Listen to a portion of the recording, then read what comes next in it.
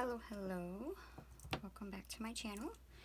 Well, here it is. Here is the full-length video of the DIY border pages that has been long awaited for. So what you're going to start off with is you're going to start off with whatever type of cardstock or paper that you want to use. Mine is the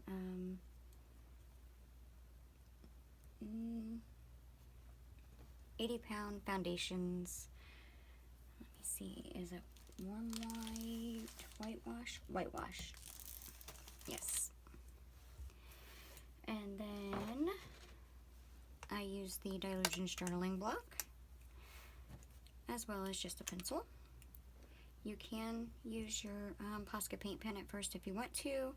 I prefer to use it after I draw the lines, just in case the paint pen gets up underneath here and it'll just kind of smudge up the edges. To get started, what you're going to do is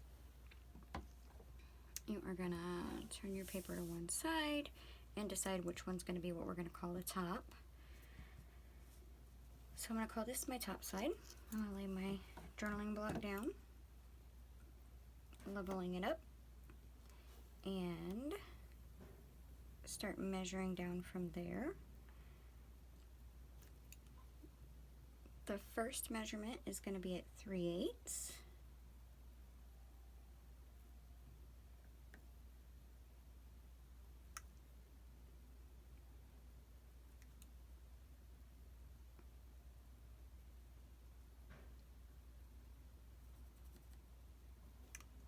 And because I don't have a full 12-inch ruler, I just move it down to the next and I measure again at 3/8, making sure that it's level. And I continue to keep moving it down to that next little, or that little tick that I made, and measuring from there. And then we're going to go to 7/8. And then we'll move down. It is 1/2 inch. Move down. And then another 7/8. Move down. And then 1/4 inch.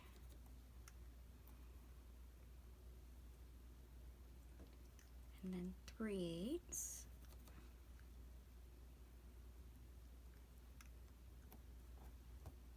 And this one is 1 inch.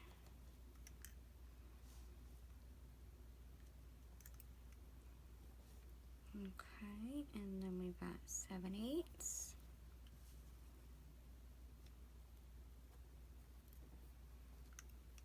1/2 inch. And it's another 1/2 inch, so I'm just going to go ahead and from that mark go on down to the 1 inch mark on my ruler. I'm going to move all the way down to my last tick, and let's see, 1/4 inch, and then 1 inch, and for this one there's 1/4 inch and then another 1/4 inch, so we'll move over to 1/2 inch, and then another 1/4 inch, so I'll go to 3/4 inch and move down, and then 1 1/4 inch, so 1 1/4, and then the last one is 1/4 inch. Sorry, 3/8 inch, I think. No, it's 1/4.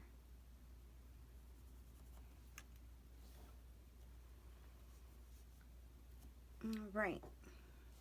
So now, if you want, you can go down and do the same on the other side.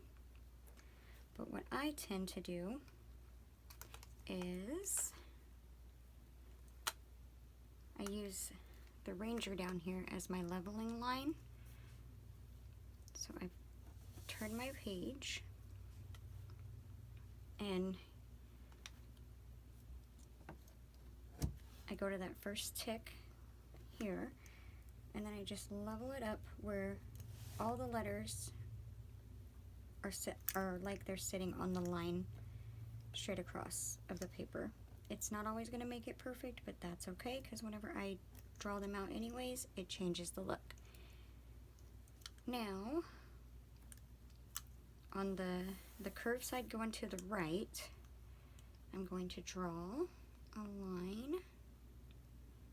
Let me see here. All the way down. I'm going to move down to my next tick and do the exact same thing.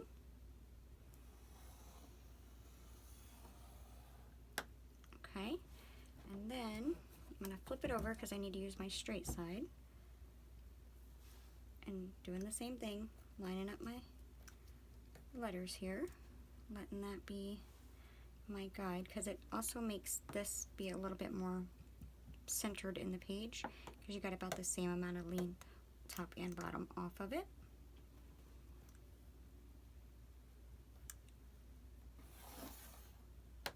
Okay, and this one's a straight line as well.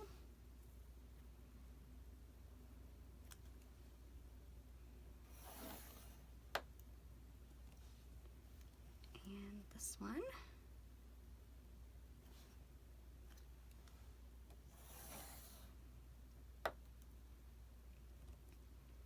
And then the next one, we're going to flip it back around to where our curve is going towards the right again. Line up our little letters.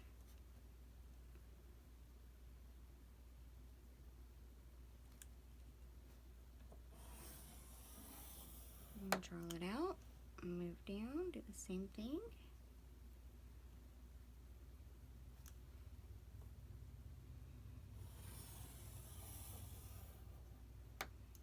Okay. Ooh. Flip it around to the flat side.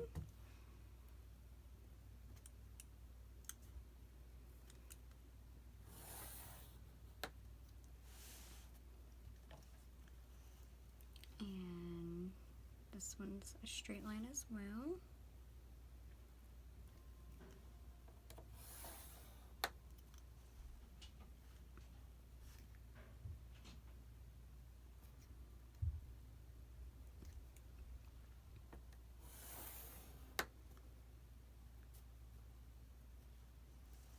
And then this one.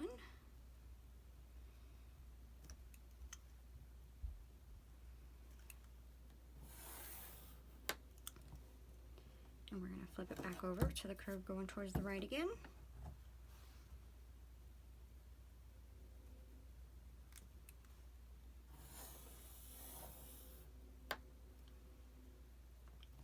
And then flip it back over again to the line side.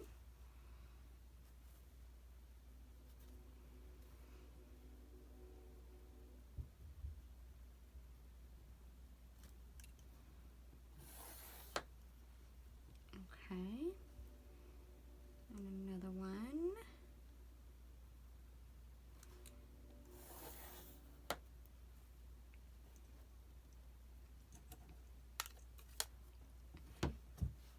Back towards the curvy right side. There's only one time that we turn this to this side and draw it out.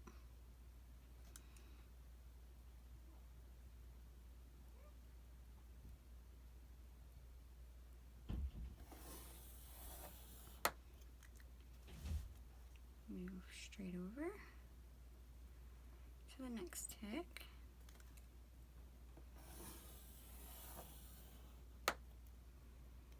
Okay, and this is where we turn it where the curve is going towards the left side.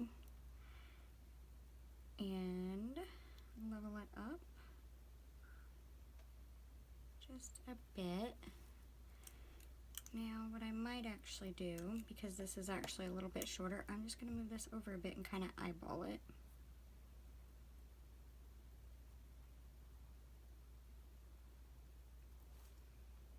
So I'm going to go to my last tick that I made. Again, none of these are exactly identical. And I'm just going to draw that out. And then from here, I'll move it over about 1/4 of an inch because I know that was supposed to be 1/4 of an inch gap. So I'll measure that out and I'll put that measurement down in the description box so that way you'll know. Alright, let's see here. Right about here. Just like that. Okay. Now we have the main little base of the borders. So we're done with my pencil. Set this aside. Now comes the fun part. We're just going to go in and start drawing in all these lines. Again, you could use your journaling block and this at first. It's totally up to you. Sometimes these tend to leak out a bit and it'll get up underneath the block and make a smudgy mark, or even you might make a mistake and you won't like it. So now I'm going to go in and start drawing in my lines. And whilst I do that, I guess I can tell you about our past events. It was kind of a sad, crazy situation.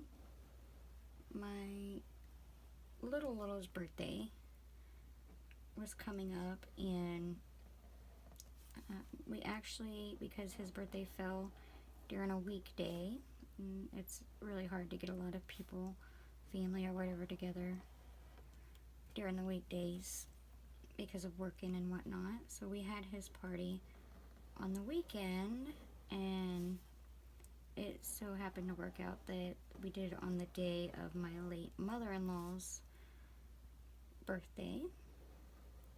Well, we got together and, you know, was having the party, and then got the news that my aunt had passed away that day, that morning. And the cool thing about it, oh sorry, there was nothing really cool about it other than she was just a cool aunt, let's just be honest. I had never met anyone in my life that was smaller than my mama. I'm a small little person, or short, I guess, and my mama is as well. And this woman was much smaller than her, but she was fierce. Very fun, very, very much fun. And it's one of those deals where she was in the family longer than my dad. My dad is the baby of 15 children, and her and my uncle were married before my dad was even born. So I just thought it was really cool that, you know, it's typical for nieces and nephews, for their aunts and uncles to be in the family longer than them, but when the aunt was in the family longer than your dad, you know, it just, I don't know, it was neat. So we had that, and I mean, it sucks having a large family, and then there's only like three of his family left per se, like him, and I have an uncle and an aunt still alive. But you would think after having all those deaths and funerals that it would at some point get a little bit easier. It just never does. It's still a sad deal, and it never does get fully easier. As you can see, sorry, change subject real quick. I'm going off the lines. It doesn't even matter. I'll make it work. They don't have to be perfect. But then, let's see, about oh my, it was the strangest thing. That next day, that after my aunt's funeral, my husband's biological father, I guess it would actually be my husband's uncle, had reached out to my biggest little and had asked her for my husband's phone number because he wanted to try and get his biological father and him reunited again. Mind you, it has been, oh my, a good,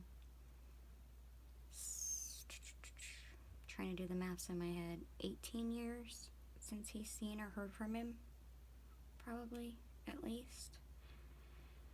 And it wasn't because he was a bad father or anything like that. It was just the woman that he was with at the time, or at the past or whatever, around that time, ended up being my husband. My husband worked for them, and she actually lied on the dad and said that he was just a horrible person and this and this and that, and you know, certain things just, it was a mistake on our part, I guess, because we believed the BS.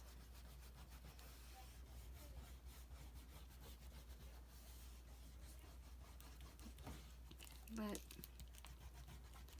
I'm just erasing my pencil lines now so that way I can go in and doodle in. Okay, sorry about that. Needless to say, it was one of those things where we just let ignorant people, I guess, tarnish our brains, tarnish our thoughts. I don't know. So it has been roughly 18 years since we had heard or seen him. And then, which my husband's been curious about how he had been doing and whatnot for a long time. He just didn't, he felt like it had already been so long since he's reached out. He didn't want to feel like he, was going to make his dad think that he wanted anything, you know what I mean? But his uncle gave his number to his dad, and his dad called him.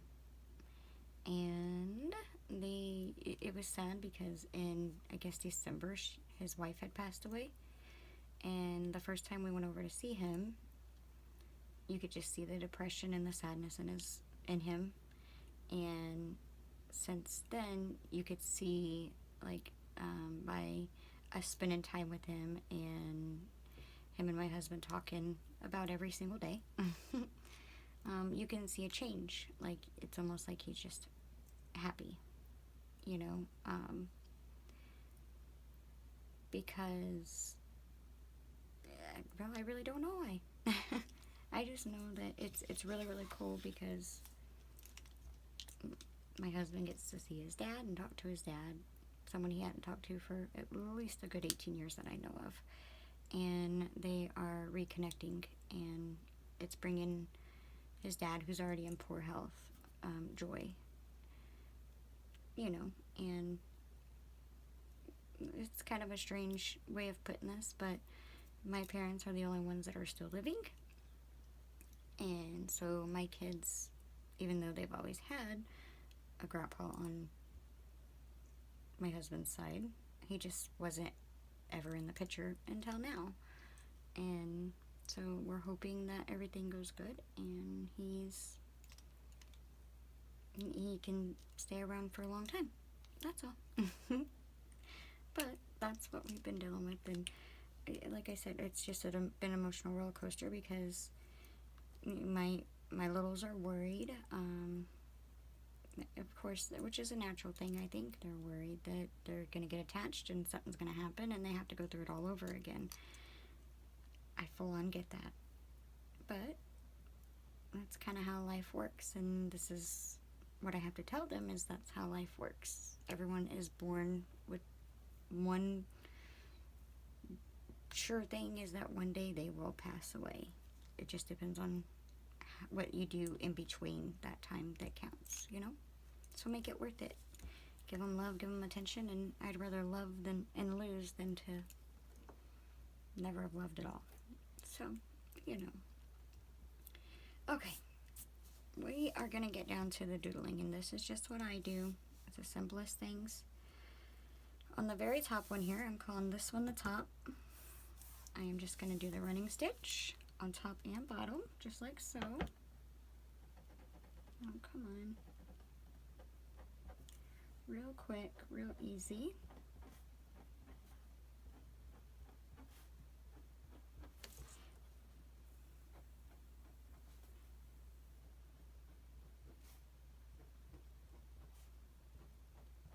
I have tried to figure out how to scan these in so I could like make it where you guys could just download them for free and, you know, have them to be able to print them off and whatnot to color them your own. But then I remembered a lot of doing it on printer paper, it just doesn't turn out as well.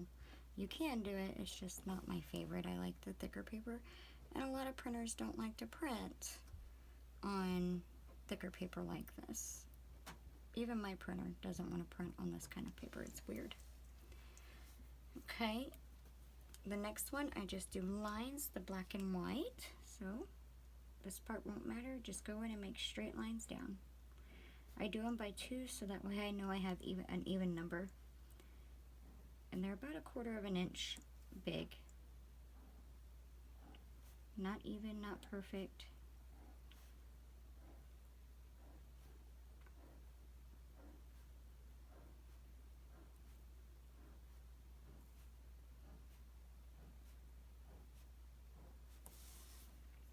I'm gonna try not to speed this video up. It depends, because if it's like 2 hours long, that would not be cool.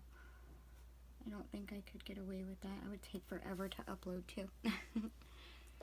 Alright, so on this one, I'm gonna do a running stitch across the top only. So, just like this.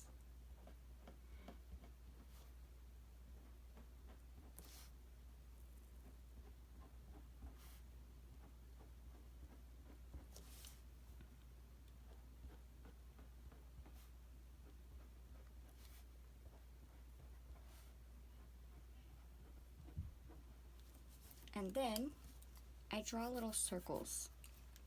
Sometimes I only put 3, a larger one and 2 smaller ones, and sometimes I do 5. For this one I think I'm gonna do, I think I'll do the 3. So I'll do 1 larger circle here, kind of an oval I guess, and then a smaller one to this side and a smaller one to this side. And then over here and over here, I just put a half a oval up there and then a smaller one like that. And do the same thing over here, so that way it looks like it's a repeat pattern. Just like so. Now for this one, there's 2 different ways that it could probably be done. You could probably go in and just make little half triangles halfway up. But what I do, and it's going to be kind of hard to show, I think, but we'll try. I'll do it in a step-by-step thing, I guess. I start in the corner, the top corner here, and then I do an angle down like that, just like so, and then I do a little curve and angle up, making that little design, and I just continue that pattern over and over and over again. It don't matter if they're evenly spaced, they are just for design, and no one is going to pay that much attention to what you were doing. And if they do, well, that's okay.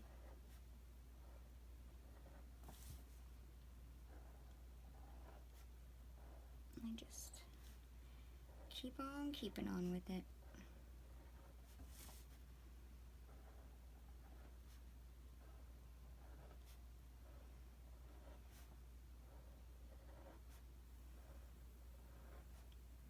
Some of my loops are bigger than the others, and that doesn't bother me at all, because when it's all said and done, no one's really going to notice that too much. Alright, now for this one, I do a little what I call humps. or bumps or whatnot. You can call them whatever you want. I do a shorter one and then a longer one, and I'll show you. So that's my shorter one, and that's my longer one, and I just continue that across the whole top here.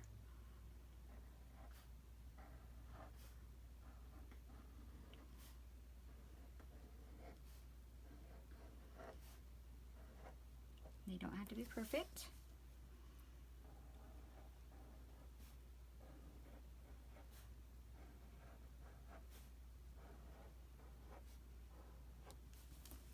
And then down here at the bottom, because the shorter one is up here, we're going to start with the taller one and then do the shorter one under the longer ones.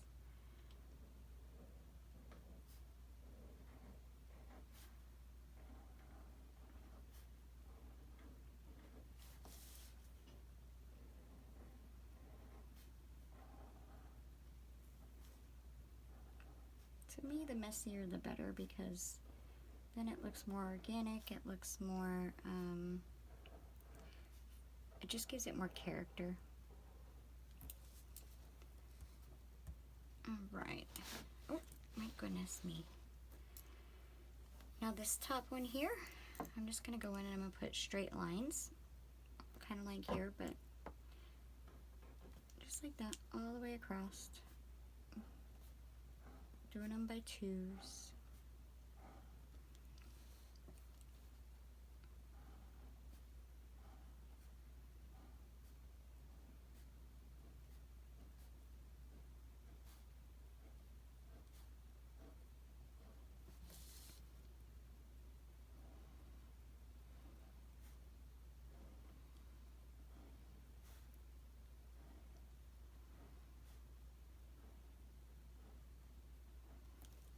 Alright, the little curve here, I just go in and I do zigzags.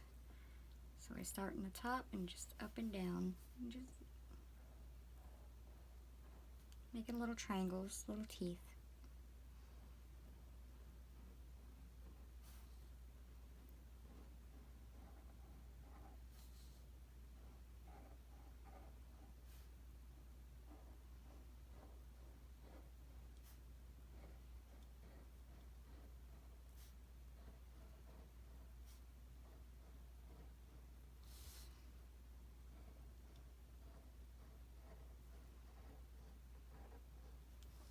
Alright, now for the next border, I just make half circles per se, so I'll show you what I mean. Up here at the top, I'm just going to do that, and then straight down here to the bottom, just keep doing this all the way top and bottom, every other one I guess.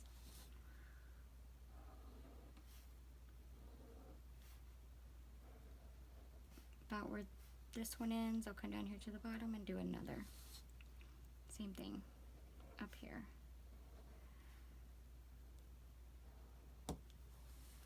And then going in between, I just do little circles in a row.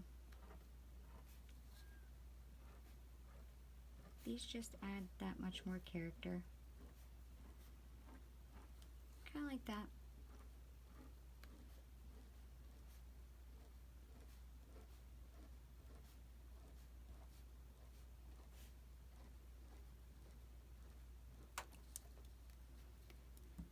The next one, this is the checkerboard, and I'm sure all of you probably know how to do a checkerboard by now. What I'm going to do is I will do my straight lines down first, and then I'll do my long lines, so let's just go ahead and do that. And you can make them as big or as small as you want to, that won't matter. And honestly, you don't have to do these exact same borders or doodles either. I just do these because it's mindless. It's very simple and quick and easy for me. Well, not necessarily quick, but easy. And this way, so say I wanted to have the same borders all the way around my page, which I do tend to do a lot of, some. I'll have multiple ones to choose from. you know. And then, so all my lines are in. Now I'm going to go in and I'm going to put two horizontal lines, separating that into 3 sections. I'm going to try to make them as even as I can, but it won't matter if they're not.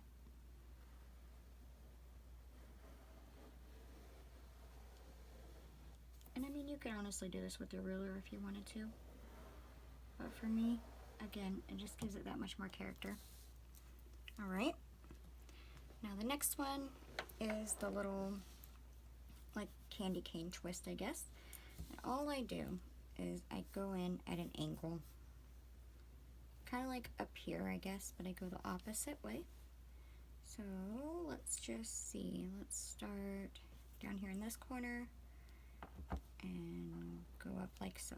And then I move over about, I don't know, maybe 3/8 of an inch to 1/2 an inch, and I do the same thing, and I continue that all the way down. Doing it by 2s, I tend to make it easier on myself that way.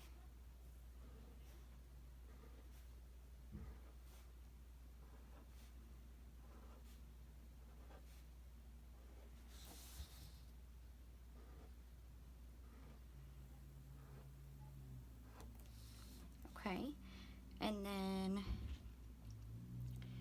I do running stitches, so I'll pick 2 of them. This will be 1 right inside on each side, and I'll lift it up there and show you. Just like that, and I'm going to do that every other one.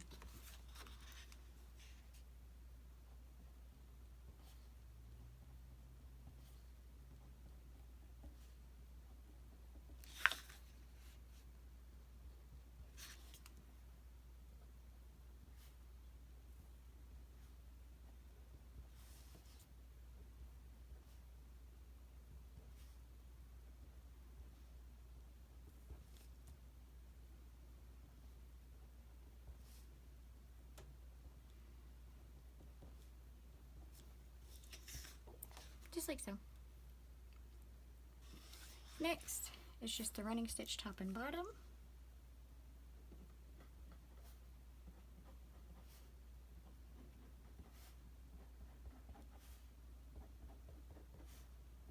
Make it messy, make it look unique.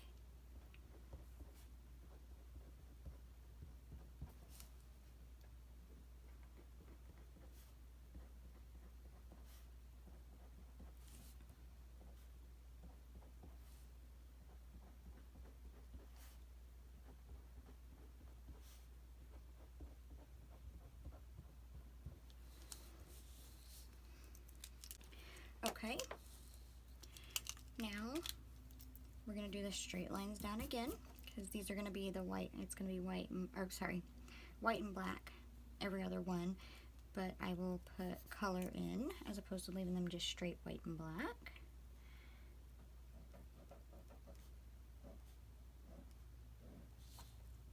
Putting them in by 2s again.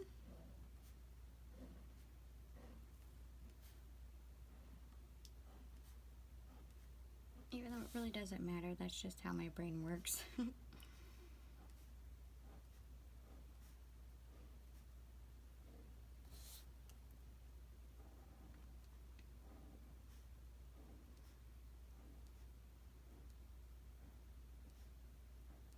Okay. And here, we're just going to do kind of like these, but they're smaller circles, and we're not going to put the little dots running in the middle. So I'll show you. And they're going to be a bit more sparse, a bit more spread out.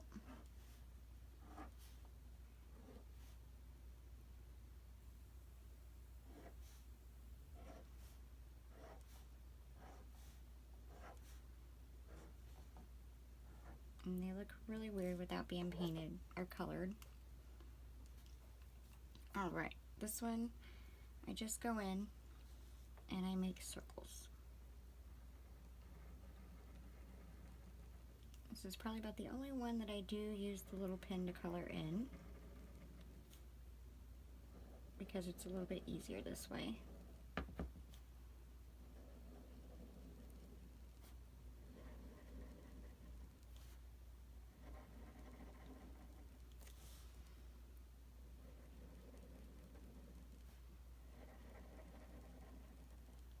here, I'll just finish off my circles and I'll color them in with the big pen, I guess.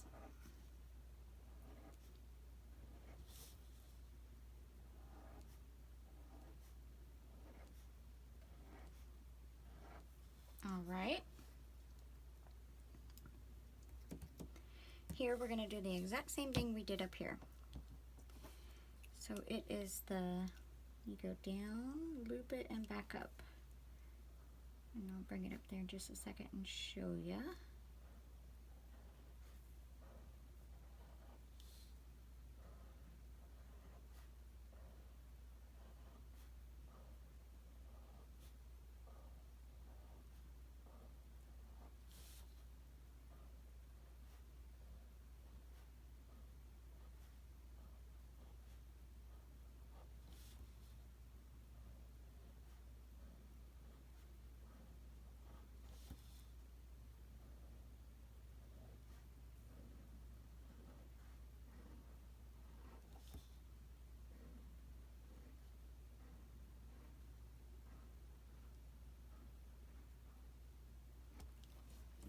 Just like that. The next one is just a running stitch right down the middle of it.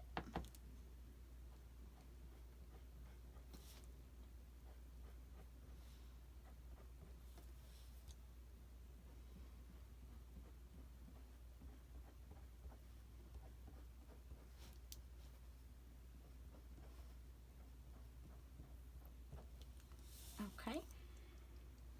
Now, for this one, I'm actually going to take, well, I'm going to skip this one for a moment and do the bottom and the second one here, because this one's going to take a bit longer, and I'm going to use a ruler and a pencil first.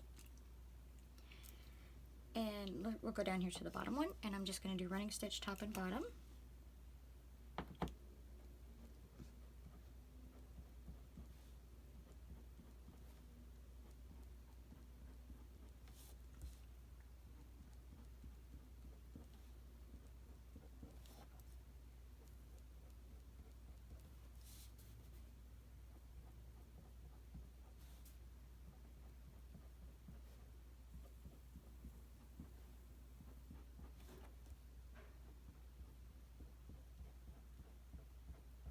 Okay, and then this one here, right in the middle of those two, I'm just gonna do like a little, just small little humps on top and bottom, and I'll show you what I mean. We'll start up here to make like a little, I don't know, lace looking trim or trim edge. I'm not sure what it's called.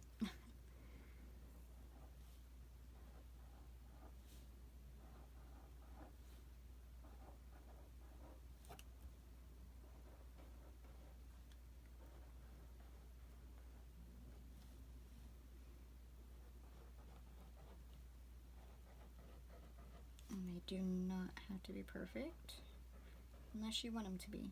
Then just take your time is all. Otherwise, you can be like me and make them weird, wonky.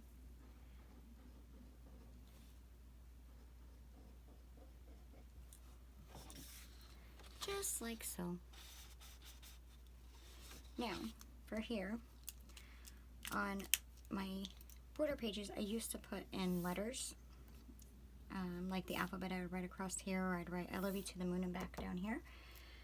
But I decided to start doing it differently, because you could only really use that on so many pages, and yeah. So what I do is, I just got a little straight edge thing here, and at an angle, I'm going to go in and I'm going to make diamonds.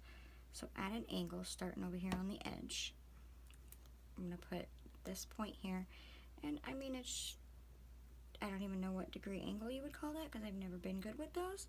I'm just going to make a line, and I'm going to move over about a ½ inch, and I'm going to continue doing that exact same line, trying to keep that same angle, ½ inch, all the way across this way.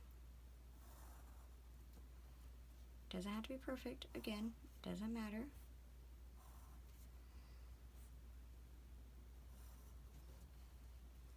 This is just what I decided to start doing on them, to have a different type of texture and look to my pages.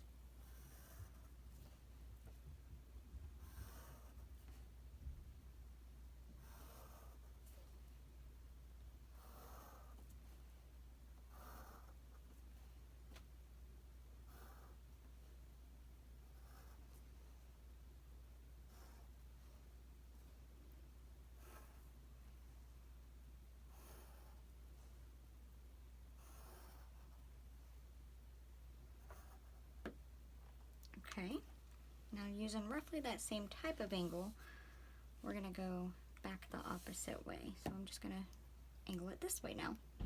All right, so just keep doing this little angle.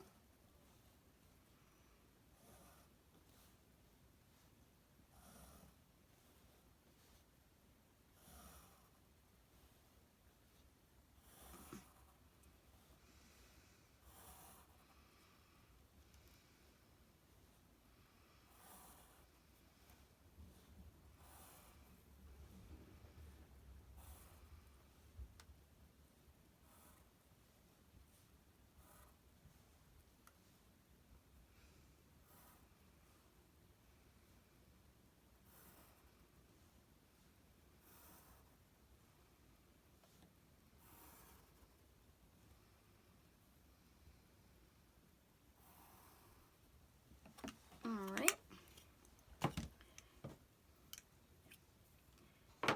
Now I'm gonna go in and fill those out with my black.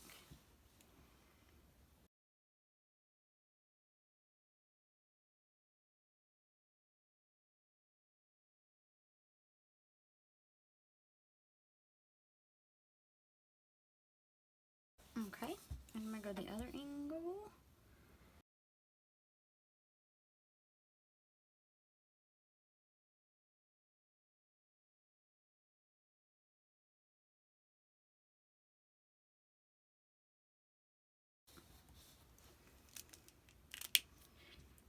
Okay.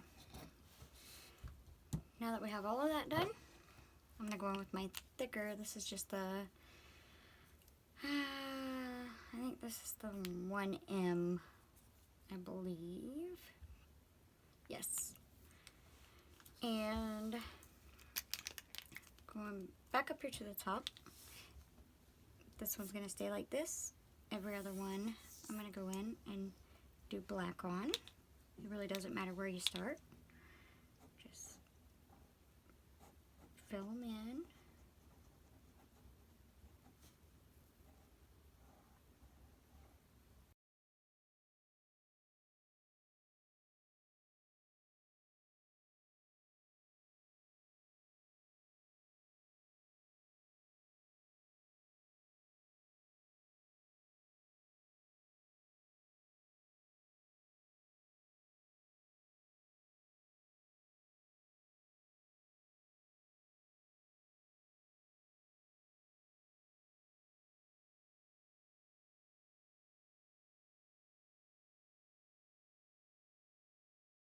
All right.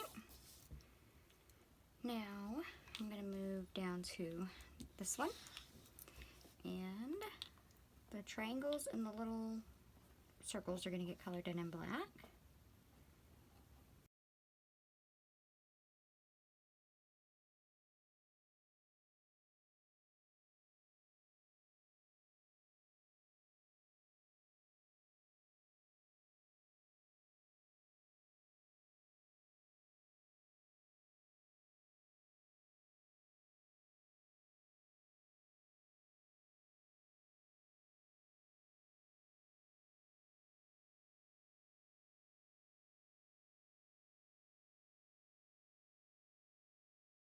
Okay, moving down, the next thing that gets colored in with black and white is the checkerboard.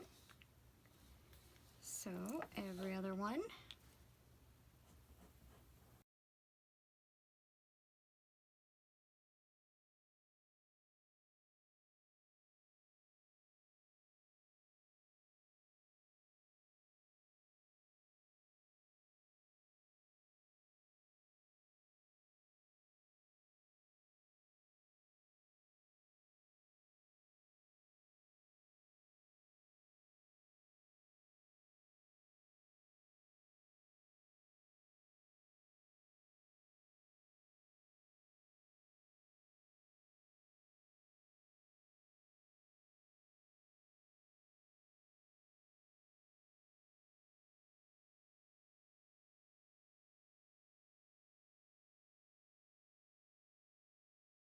All right. The next one is this one, and we're going to do every other one in the black as well.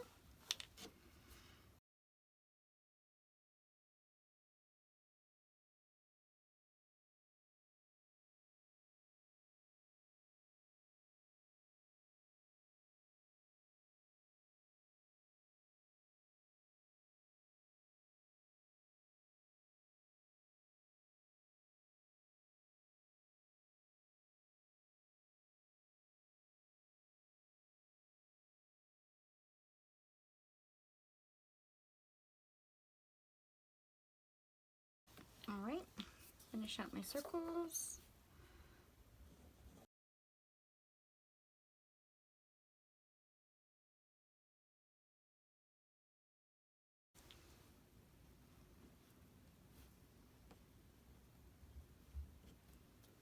And then move down here and do every other one. So we will start with this one.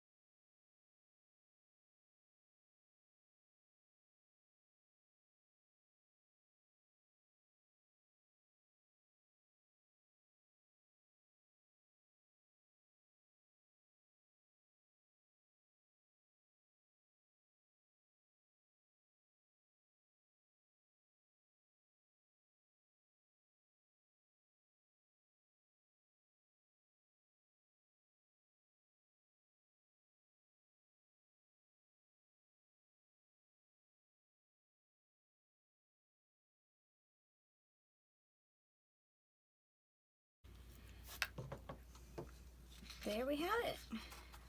There is the border sheets. This is the vertical one, not the horizontal, but that's just how I make them. What I usually do is I'll set and I'll make up a bunch of them all at one time, and then I will wait because even though the paint is dry, it could still smudge with using any of the, oh my goodness, my brain just, yeah, okay, sorry. With it using any of the water brush pens or whatever on top, it could still smudge and make it look a little muddy. So I'll wait a few hours before I actually color it in. But I mean, if you're using colored pencils or something like that, it might be okay to do right away. That's just how I do them, and I know I've been saying for a while I was going to be able to do one of these videos, or get this video done. It's just, I've tried a couple times, and it just didn't really work out for one reason or another. There was messed up parts in the videos, so I'm going to try to do this as full length as I can. If there is any cutouts in the video or speed ups, it may very well be, I may very well speed up the part where I went in and just colored in. It took so long to color in the blacks because I honestly, I don't usually talk while I'm doing things like that, so it's just a long pause of silence. But that is it, guys. I hope this helps some of you in some way. I will leave a list below of the different measurements that you can do, and like I said, you don't have to do it like I did. You can measure the same measurements on both sides and level up, or you know, make sure your ticks are on your mark wherever. I get up, here it is. Just put the same measurements on both sides and just go from there, and that'll give you a perfectly even. And again, you don't have to use the pencil to outline them. I do, so that way if I have any mess ups or if I want to make any changes or whatever. And also sometimes using the paint pens, the paint can get up underneath the journaling block and kind of mess it up a bit. I'm not going to color it in today. I'm just going to do this. But that is it. Hopefully this helped you guys with border pages. And you don't have to do the same doodles. You can do any doodling. This is just the simplest for me. It's very mindless and, you know, nothing spectacular, unique, or anything like that. Whenever you use your colors, it's going to make them look completely different. So, I hope this gives you guys some kind of help, and I thank you so very much for watching, as well as all your kind comments and this stretch of time, and all the time actually. It's just, you know, life happens, and apparently one door had to close for the new one to open, and that's just the way it is. So I hope you all out there stay safe and stay warm, and until the next time, until the next time, I'll see you later. Bye bye.